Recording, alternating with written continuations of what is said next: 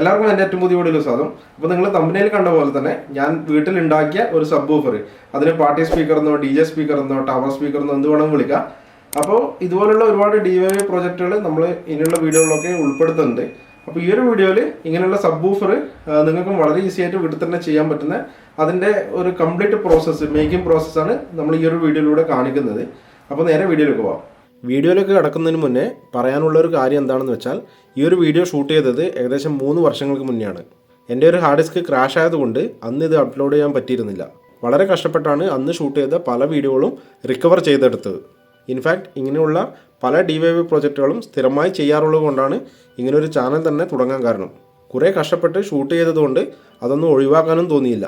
അപ്പോൾ ഇനി അങ്ങോട്ടുള്ള കുറച്ച് വീഡിയോകൾ ഞാൻ മുന്നേ ഷൂട്ട് ചെയ്തതാണ്. അതുകൊണ്ട് ക്ലാരിറ്റി അല്പം കുറവായിരിക്കും, അതൊന്ന് അഡ്ജസ്റ്റ് ചെയ്യുക. അപ്പോൾ നേരെ വീഡിയോയിലേക്ക് പോകാം. അപ്പോൾ ഇതിൻ്റെ ആദ്യ പടി എന്ന് പറയുന്നത് നിങ്ങൾക്ക് ഇഷ്ടമുള്ള ഒരു ഷേപ്പ് വരച്ചുണ്ടാക്കുക എന്നതാണ്. ആദ്യം ജസ്റ്റ് ഒന്ന് നിങ്ങളുടെ എൻക്ലോഷറിൽ എന്തൊക്കെയാണ് വേണ്ടതെന്ന് നിങ്ങളൊന്ന് ആലോചിക്കുക. അതിനുശേഷം അതൊന്ന് നീറ്റായി വരച്ചെടുക്കുക.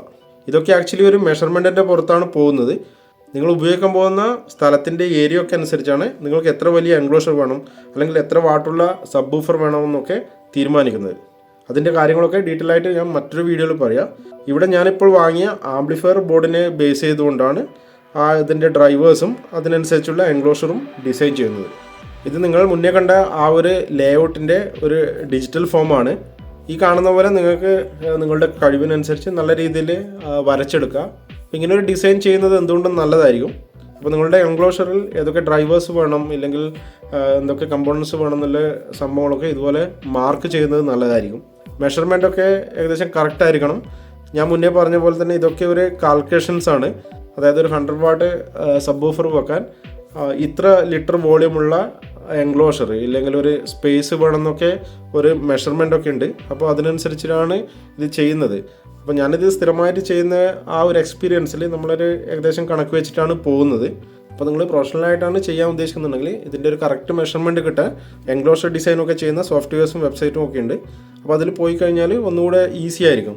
അപ്പോൾ അതിൽ നിന്നും നിങ്ങളുടെ റിക്വയർമെൻറ്റിനനുസരിച്ച് സീൽഡ് വേണോ പോർട്ടഡ് വേണോ എന്നൊക്കെയുള്ള കാര്യങ്ങൾ നിങ്ങൾ തീരുമാനിക്കുക. പോർട്ടഡ് ടൈപ്പിൽ തന്നെ ബാസ് റിഫ്ലക്ട് ടൈപ്പ് ഉണ്ട്, ബാൻഡ് പാസ് ടൈപ്പ് ഉണ്ട്, അങ്ങനെ പല ടൈപ്പ് കിട്ടുന്നുണ്ട്. അപ്പോൾ അങ്ങനെ പല ടൈപ്പിലും ചെയ്യാൻ വേണ്ടി പറ്റുന്നതാണ്. അതുപോലെ സിംഗിൾ ഡ്രൈവേഴ്സും ഡുവൽ ഡ്രൈവേഴ്സൊക്കെ വെച്ചിട്ട് പല ടൈപ്പിൽ നമുക്ക് ഡിസൈൻ ചെയ്യാൻ പറ്റുന്നതാണ്. അതുപോലെ പാർട്ടീഷൻസ് വെച്ചിട്ട് സിംഗിൾ ചേമ്പർ ഉണ്ട്, ഡബിൾ ചേമ്പർ ഉണ്ട്, ട്രിപ്പിൾ ചേമ്പർ, അങ്ങനെ പല മോഡലിലും നിങ്ങൾക്കിത് ഡിസൈൻ ചെയ്തെടുക്കാവുന്നതാണ്. അപ്പോൾ അതിൻ്റെ കാര്യങ്ങളൊക്കെ വെച്ചുകൊണ്ട് പിന്നീട് ഒരു വീഡിയോ ഞാൻ ഡീറ്റെയിൽ ആയിട്ട് ചെയ്യുന്നുണ്ട്. ഓക്കെ, അതിൽ കൂടുതൽ കാര്യങ്ങൾ പറയാം. അപ്പോൾ ഇവിടെ ഇപ്പോൾ ഈ ഒരു കമ്പോണൻസ് ഒക്കെയാണ് നമ്മൾ ഇതിൽ വെക്കാൻ ഉദ്ദേശിച്ചിട്ടുള്ളത്. അപ്പോൾ ഇവിടെ ഇതിൻ്റെ മുകളിലായിട്ട് പ്ലേറ്റ് ആംപ്ലിഫയർ കാണാം. ഇതാണ് ഇതിൻ്റെ മെയിൻ ആംപ്ലിഫയർ ബോർഡ്. താഴെയായിട്ട് ഒരു സബ് വൂഫർ ഉണ്ട്, അത് മെക്സസിൻ്റെ സബ് വൂഫറാണ്. പിന്നെ ഇവിടെയാണ് BT മൊഡ്യൂൾ വരുന്നത്. അതുപോലെ ഹൈൻ്റെ 2 കാർ സ്പീക്കേഴ്സ് ഉണ്ട്. പിന്നെ അതുപോലെ ബാസ് റിഫ്ലക്സ് പൈപ്പും ഇവിടെ കൊടുത്തിട്ടുണ്ട്. പിന്നെ ഇതിൻ്റെയൊക്കെ വീഡിയോ ആ സമയത്ത് ഞാൻ ഓൾറെഡി അപ്ലോഡ് ചെയ്തിട്ടുണ്ട്. സെപ്പറേറ്റ് ആയിട്ട് എല്ലാത്തിൻ്റെയും വീഡിയോ ഞാൻ ചെയ്തിട്ടുണ്ട്. പിന്നെ ഈ ഒരു പ്ലേറ്റ് ആംപ്ലിഫയർ അത് ഞാൻ സ്വന്തമായിട്ട് ഉണ്ടാക്കിയാണ്. അപ്പോൾ ഇതിൻ്റെ വീഡിയോ എല്ലാവരും നിർബന്ധമായിട്ട് കാണുക. അപ്പോൾ DIY ഒക്കെ ചെയ്യുന്നവർക്ക് വളരെ ഉപകാരപ്പെടുന്ന ഒരു വീഡിയോ ആയിരിക്കും അത്. അപ്പോൾ എന്തായാലും നിർബന്ധമായിട്ട് എല്ലാം കാണുക.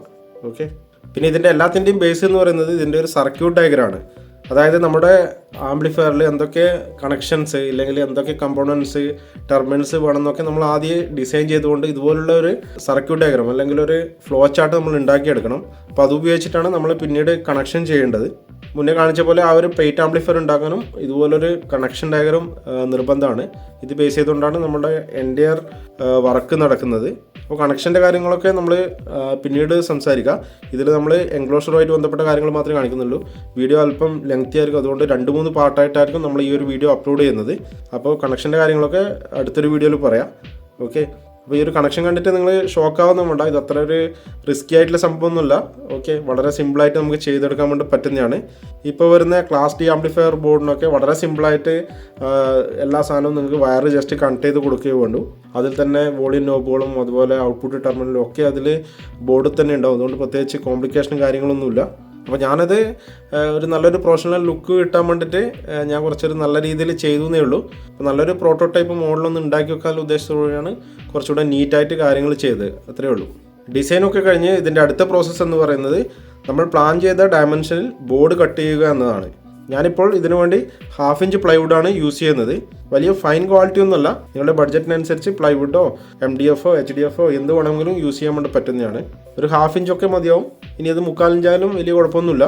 അല്പം വെയിറ്റ് കൂടുന്നേ ഉള്ളൂ. അപ്പോൾ ബോഡി അല്പം ഹെവി ആണെങ്കിൽ ഈ ഒരു ലോ ഫ്രീക്വൻസിയിലുള്ള ആ ഒരു ഇടിയൊക്കെ നല്ലൊരു വെയിറ്റ് ഉണ്ടാവും. അപ്പോൾ അതൊക്കെ നിങ്ങളുടെ ആവശ്യം പോലെ തന്നെ നിങ്ങൾ പ്ലാൻ ചെയ്യുക. അപ്പോൾ ഇതിൻ്റെ ആ ഒരു മെയിൻ ബോർഡ് കട്ട് ചെയ്യുന്ന ആ ഒരു പ്രോസസ്സാണ് നിങ്ങളിപ്പോൾ കണ്ടുകൊണ്ടിരിക്കുന്നത്.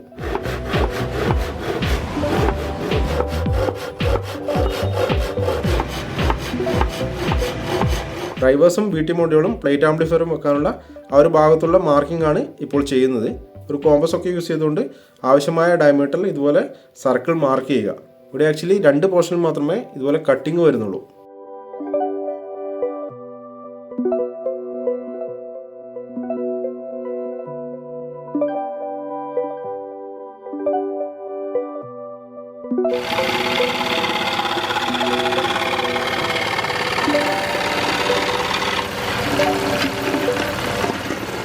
അടുത്തത് ഇതിൻ്റെ റൗണ്ട് പോർഷനൊക്കെ കട്ട് ചെയ്യുന്ന പ്രോസസ്സാണ്. ജിക്സോ ഇല്ലാത്തതുകൊണ്ട് പുറത്തൊരു ഷോപ്പിൽ പോയാണ് ഈ ഒരു വർക്ക് മാത്രം ചെയ്യിച്ചത്. ആകെ 50 രൂപ മാത്രമാണ് ഇത്രയും കട്ട് ചെയ്തിട്ട് അവരെന്നോട് വാങ്ങിയത്.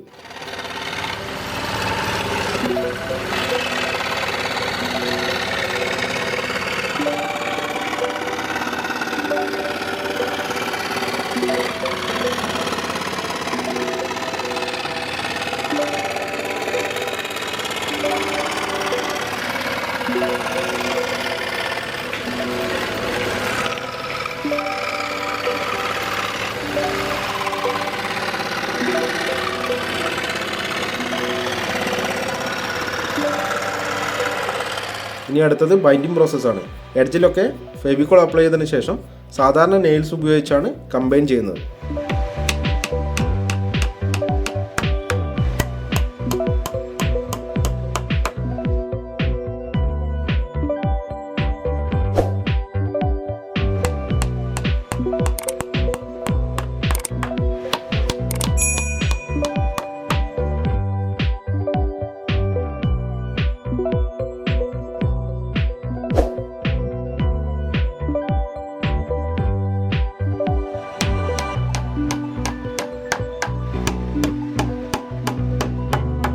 നാല് സൈഡ് ഇപ്പോൾ ഫിക്സ് ചെയ്തിട്ടുണ്ട്.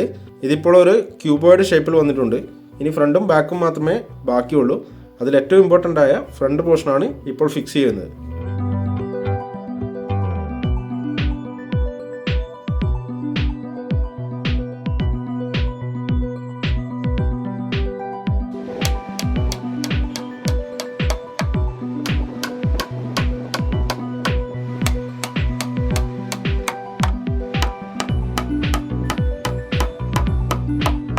എല്ലാ സൈഡും ഫിക്സ് ചെയ്തതിന് ശേഷം ഇതുപോലെ എക്സ്ട്രാ ഉള്ളതും പ്രൊജക്റ്റ് ചെയ്യുന്നതുമായ ഭാഗങ്ങളൊക്കെ ചെപ്പിളി പിടിച്ച് ലെവൽ ചെയ്തൊന്ന് സ്മൂത്താക്കി എടുക്കണം. വേണമെങ്കിൽ എഡ്ജിലൊക്കെ സാൻഡ് പേപ്പർ യൂസ് ചെയ്യുന്നതും നല്ലതായിരിക്കും.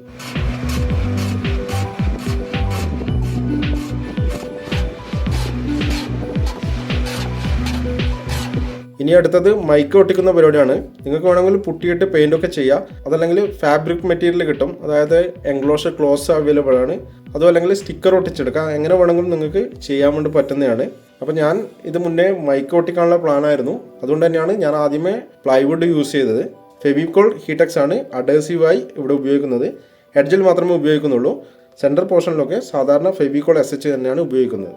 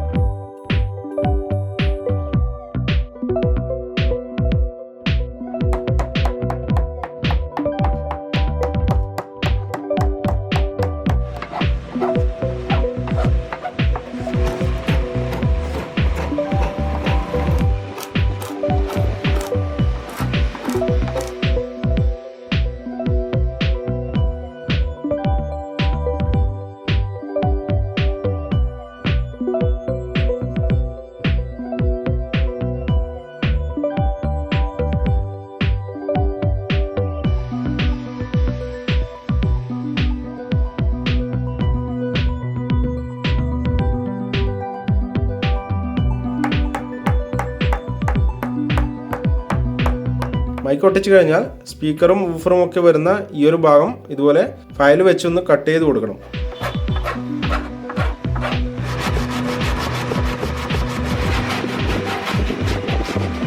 ഏറ്റവും അവസാനം ഫ്രണ്ട് പോർഷനാണ് ഒട്ടിക്കുന്നത്. ഫ്രണ്ടിലും അതുപോലെ സബ് വൂഫർ വരുന്ന സൈഡിലെ ഭാഗത്തും SH യൂസ് ചെയ്യുന്നില്ല, മുഴുവനും SR തന്നെയാണ് യൂസ് ചെയ്തത്.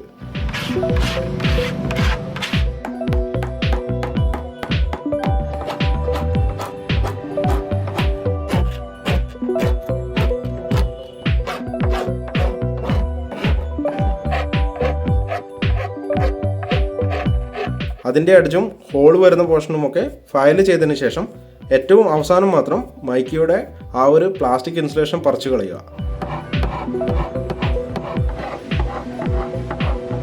അതിനുശേഷം ഒന്നുകൂടെ ഫൈനലായി ഇതിൻ്റെ അഡ്ജസ്റ്റൊക്കെ ഒന്ന് ഫയൽ ചെയ്ത് സ്മൂത്താക്കി എടുക്കുക. അപ്പോൾ നമ്മുടെ ക്യാബിനറ്റ് ഇവിടെ റെഡി ആയിട്ടുണ്ട്.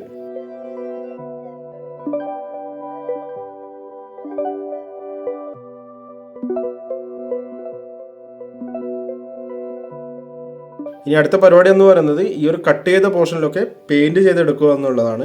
ഇത് ചെയ്യണമെന്ന് നിർബന്ധമൊന്നുമില്ല. ഞാനിവിടെ ബ്ലാക്ക് പെയിൻ്റാണ് യൂസ് ചെയ്യുന്നത്. ബ്ലാക്കോ ബ്രൗണോ അല്ലെങ്കിൽ നിങ്ങളുടെ ക്യാബിനറ്റ് ഏത് കളറാണോ ആ ഒരു കളറിലുള്ള പെയിൻ്റൊക്കെ നിങ്ങൾക്ക് യൂസ് ചെയ്യാൻ വേണ്ടി പറ്റുന്നതാണ്. അതും അല്ലെങ്കിൽ മറ്റേതെങ്കിലും കോമ്പൗണ്ടോ അല്ലെങ്കിൽ പുട്ടിയൊക്കെ യൂസ് ചെയ്ത് ചെയ്യാൻ വേണ്ടി പറ്റുന്നതാണ്. അപ്പോൾ ആ ഒരു ഭാഗത്തെ വല്ല ഗ്യാപ്പോ ഹോളോ ഒക്കെ ഉണ്ടെങ്കിൽ അത് ഫില്ലായി കിട്ടുന്നതാണ്.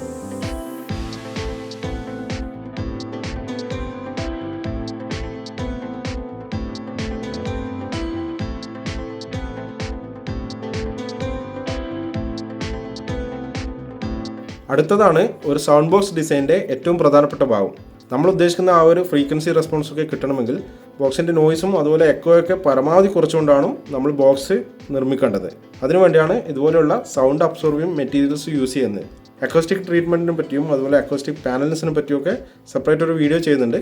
അതിലിതിൻ്റെ കൂടുതൽ കാര്യങ്ങൾ പറയാം. ഇവിടെ ഞാനിപ്പോൾ 1 ഇഞ്ച് തിക്നെസ് ഉള്ള പോളിയെത്തിലിൻ ഷീറ്റാണ് ഉപയോഗിക്കുന്നത്.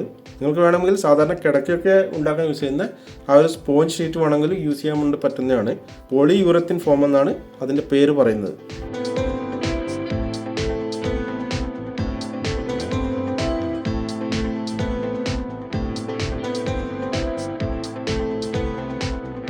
പിന്നെ നമ്മൾ പ്ലൈ ഒക്കെ കട്ട് ചെയ്ത പോലെ തന്നെ അളവെടുത്ത് ഓരോ പോർഷനും ഇതുപോലെ കട്ട് ചെയ്തെടുക്കുക. മെനക്കെട്ട പണിയാണ്. നല്ല ക്ഷമയുള്ളവർ മാത്രം ഈ ഒരു പണിക്ക് നിന്നാൽ മതി. പക്ഷേ എല്ലാ പണിയും കഴിഞ്ഞ് സംഭവം ഒന്ന് സക്സസ് ആയി കിട്ടിയാൽ കിട്ടുന്ന ആ ഒരു ഫീൽ ഉണ്ടല്ലോ, അത് വിചാരിക്കുമ്പോൾ തന്നെ ക്ഷമയൊക്കെ താനേ വന്നോളും. മുന്നേ ചെയ്ത പോലെ തന്നെ സർക്കിളും സ്ക്വയറും ഒക്കെ അളവെടുത്ത് മുറിച്ചെടുക്കുക. ഓർക്കുക, ഇത് ഉള്ളിൽ ഒട്ടിച്ചെടുക്കേണ്ടതാണ്. അതുകൊണ്ട് ഇന്നർ കാൽക്കുലേഷൻസ് ഒക്കെ കറക്റ്റായി മനസ്സിലുണ്ടായിരിക്കണം.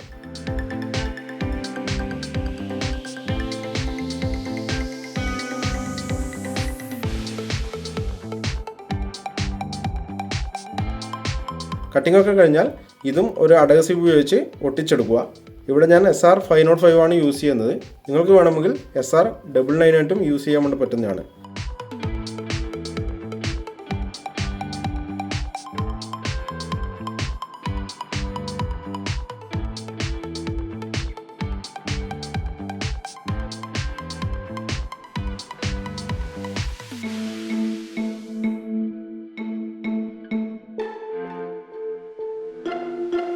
ഫുൾ ലെങ്ത് ഷീറ്റ് കട്ട് ചെയ്ത് ഉള്ളിലേക്ക് കടത്തി വിടുന്നതിന് പകരം ഇതുപോലെ ചെറിയ ചെറിയ പീസുകളാക്കി ചെയ്യുകയാണെങ്കിൽ പണി കുറച്ചുകൂടെ ഈസി ആയിരിക്കും.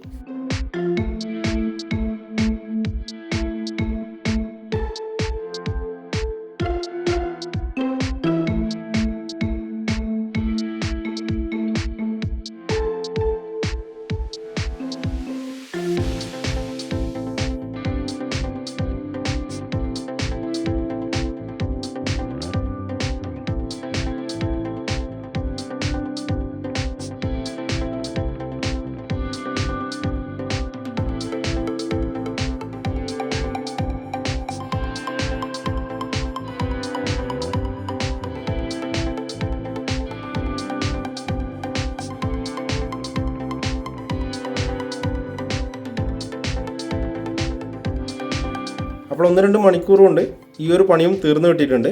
ഇനി ഇതുപോലെ എക്സ്ട്രാ ഒക്കെ തള്ളി നിൽക്കുന്ന ഭാഗങ്ങൾ ജസ്റ്റ് ഒന്ന് കട്ട് ചെയ്ത് കൊടുക്കുക.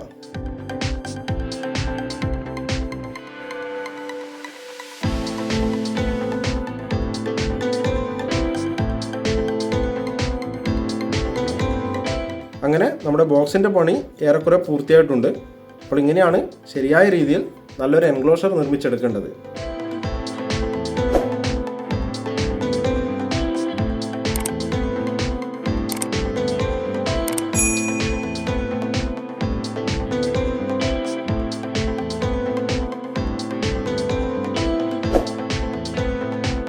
അപ്പോൾ ഈ ഒരു വീഡിയോ ഇവിടെ വെച്ച് അവസാനിപ്പിക്കുകയാണ്. അപ്പോൾ ഇതിൻ്റെ അടുത്തൊരു വീഡിയോയിൽ ഇതിൻ്റെ കംപ്ലീറ്റ് അസംബ്ലി പ്രോസസ്സാണ് നമ്മൾ കാണിക്കാൻ വേണ്ടി പോകുന്നത്. അപ്പോൾ വീഡിയോ ഇഷ്ടമായ പരമാവധി ആൾക്കാരിലേക്ക് ഷെയർ ചെയ്യുക. ഉടനെ തന്നെ അടുത്തൊരു വീഡിയോയിൽ കാണാം. അതുവരെ എല്ലാവർക്കും നന്ദി, നമസ്കാരം.